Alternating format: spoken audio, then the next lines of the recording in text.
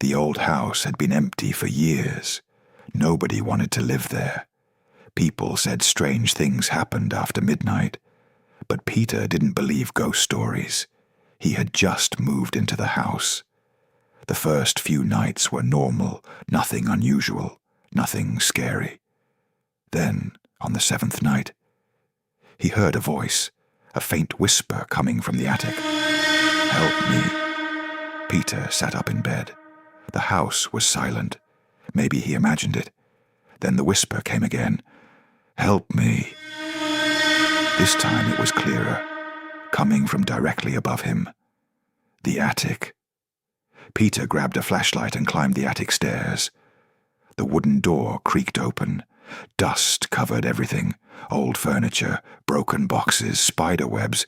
Nothing else. No person, no sound. He searched every corner. Nothing. Feeling foolish, he went back downstairs. But the next night, the whisper returned. "Help me." Every night it grew louder.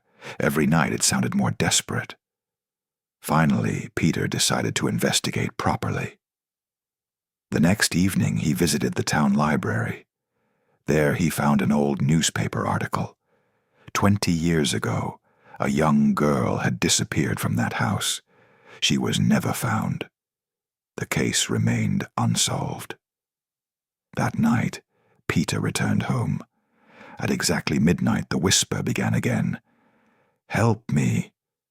He followed the sound. This time it led to an old wooden trunk in the attic. The trunk was locked, but the lock was rusty. One hard pull broke it. Inside was a small diary. The diary belonged to the missing girl. The last page read, "If someone finds this, don't trust the voice." Peter froze. A cold feeling spread through his body. The whisper suddenly changed.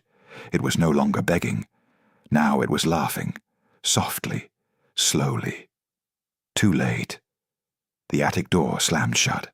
The flashlight flickered. Peter looked down at the diary. A new sentence was appearing on the page, written by an invisible hand. "I needed someone to open the trunk." The room grew colder. The laughter became louder. Then Peter noticed something horrifying. The voice was no longer coming from the attic. It was coming from behind him, very close, almost touching his ear. A whisper filled the darkness.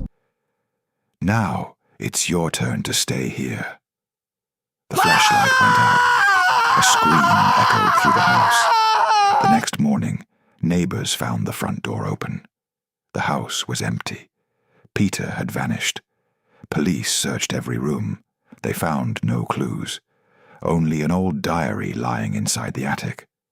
When they opened the last page, a new message was waiting. "Thank you for sending Peter." And beneath it, a fresh line had appeared. "Who's next?"